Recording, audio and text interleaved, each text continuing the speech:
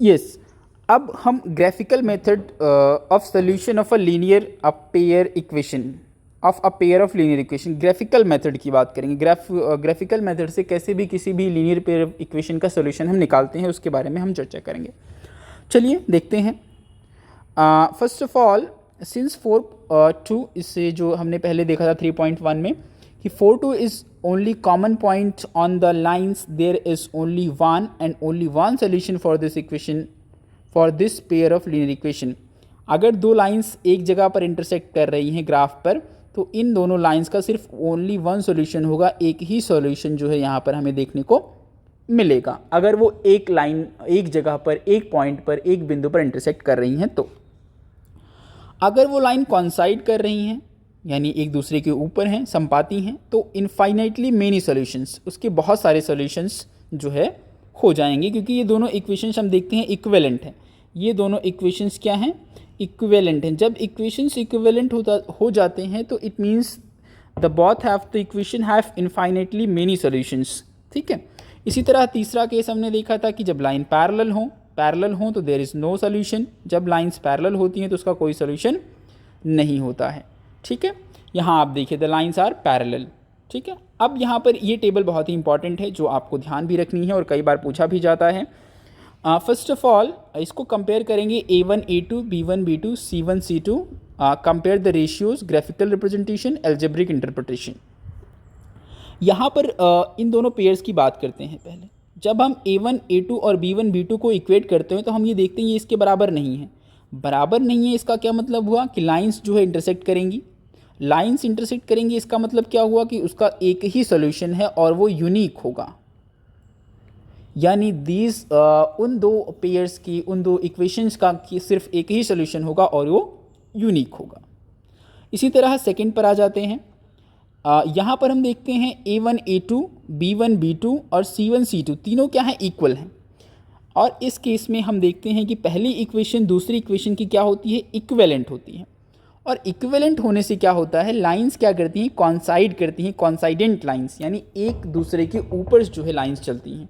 और इस केस में इनफाइनाइटली मेनी सॉल्यूशंस, यानी बहुत सारे सॉल्यूशंस किसी भी इक्वेशन के होते हैं। जैसे मान लीजिए ये ग्राफ है और एक लाइन ये है, इसी के ऊपर दूसरी लाइन चलती है, तो हर पॉइंट पर कॉमन पॉइंट्स होता है, तो हर पॉइंट ही जो है उसका एक सोल्यूशन होता है। और इस केस में इनफाइनेटली मेनी सॉल्यूशंस हमें देखने को मिलते हैं।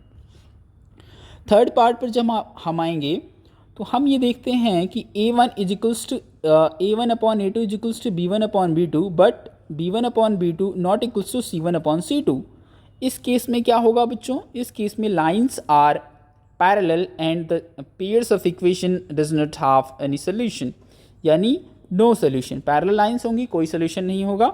ठीक है। तो इस तरह हमने देखा कि तीन केसेस बनते हैं। एक लाइन इंटरसेक्ट करेंगे, यूनिक सोल्यूशन। एक लाइन कॉन्साइड करेंगे, इनफाइनाइटली मेनी सोल्यूशंस। और तीसरी स्थिति में ये होगा कि lines are parallel and there is no solution for the same. आगे चलते हैं। ये एक जनरल फॉर्म है linear equation of two variables की।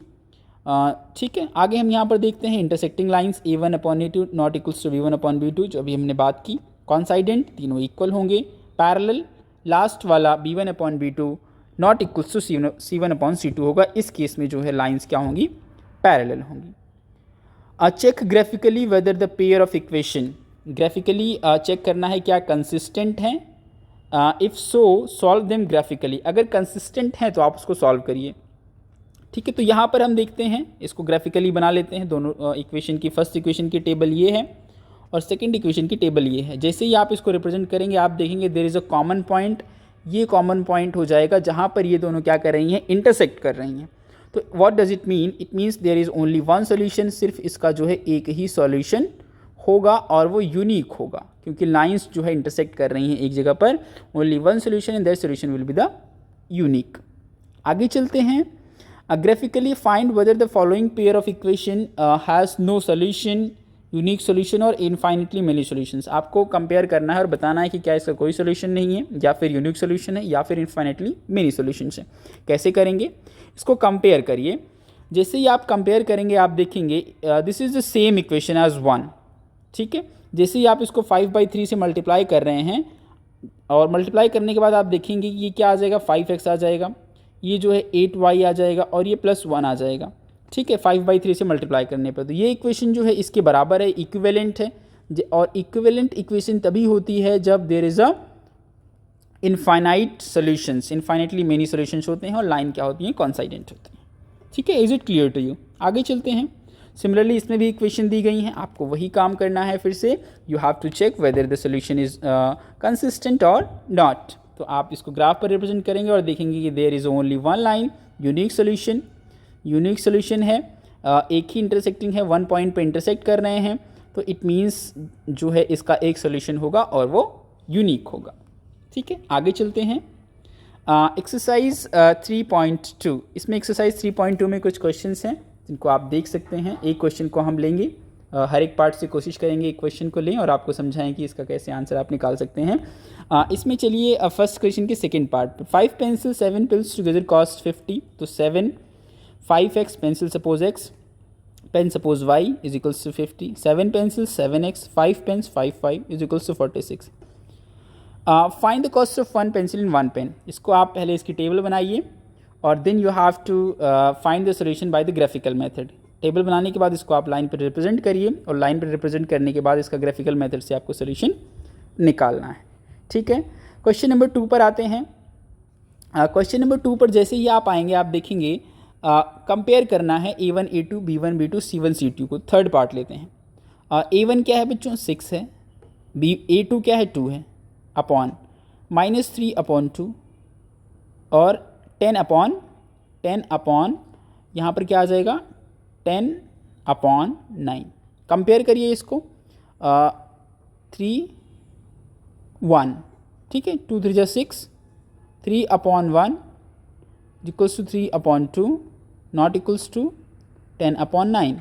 इक्वल नहीं, it means the solution have unique solution, this equation have unique solution. ठीक है, इसी तरह आप नीचे भी कर सकते हैं कि कंसिस्टेंट कब होता है। कोई भी इक्वेशन का सोल्यूशन कंसिस्टेंट दो केसेस में होता है, या तो एक पॉइंट पर इंटरसेक्ट कर रही हैं तब कंसिस्टेंट होगा, ठीक है, और दूसरा या फिर कॉन्साइडेंट हो, ठीक है, तब कंसिस्टेंट होगा। इन दोनों केसेस में कंसिस्टेंट होगा। अगर लाइंस पैरेलल हैं तो वो इनकंसिस्टेंट होगा। इससे भी आप कंपेयर करके आसानी से निकाल सकते हैं कि कब कंसिस्टेंट होगा, कब कंसिस्टेंट नहीं होगा। कंसिस्टेंट कब कब होता है, जब इंटरसेक्ट कर रही हो या फिर कॉन्साइडेंट हो। चलिए आगे चलते हैं, क्वेश्चन नंबर 4 पर आ जाइए।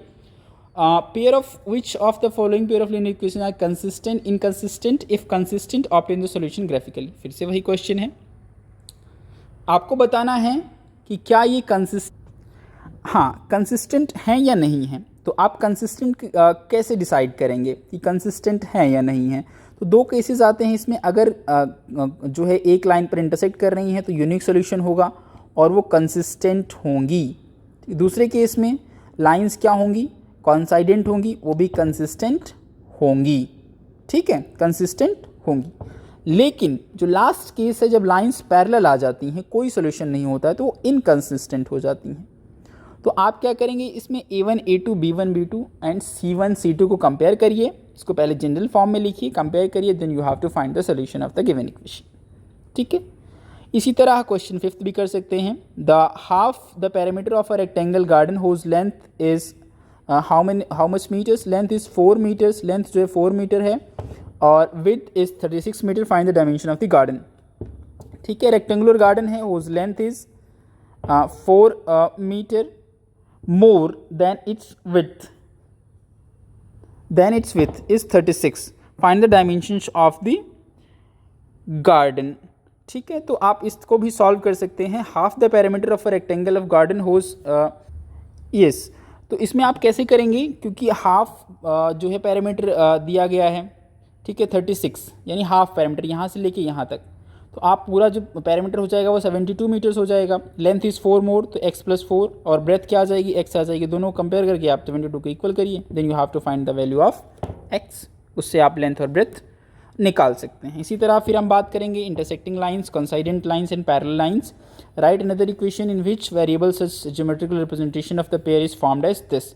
यानी इसके से कंपेयर करते हुए आपको एक ऐसी इक्वेशन और लिखनी है जिसमें लाइंस इंटरसेक्ट कर रही हैं, जिसमें लाइंस कॉन्साइडेंट कर रही हैं, जिसमें लाइंस जो है पैरेलल हैं। कैसे करेंगे आप, A1 2 दिया गया है, तो A2 आप क्या लेंगे, A2 ले लीजिए 3, इसी तरह ए जो है B1 दिया है 3, तो ए जो है B2 ले लीजिए 7, तो जो है 2/3 नॉट इक्वल्स टू 3/7, तो ये क्या हो जाएगा, इंटरसेक्टिंग लाइंस हो जाएंगे, यूनिक सोल्यूशन हो जाएगा। इसी तरह आप और इक्वेशंस को भी ले सकते हैं, इसमें 3 केसेस बनेंगे, इंटरसेक्टिंग लाइंस, पैरेलल लाइंस और कॉन्साइडेंट लाइंस।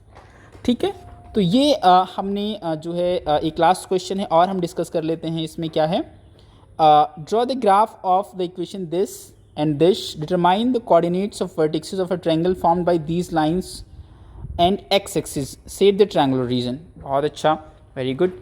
इसको आपको क्या करना है, एक्स और वाई की टेबल बनाइए पहले।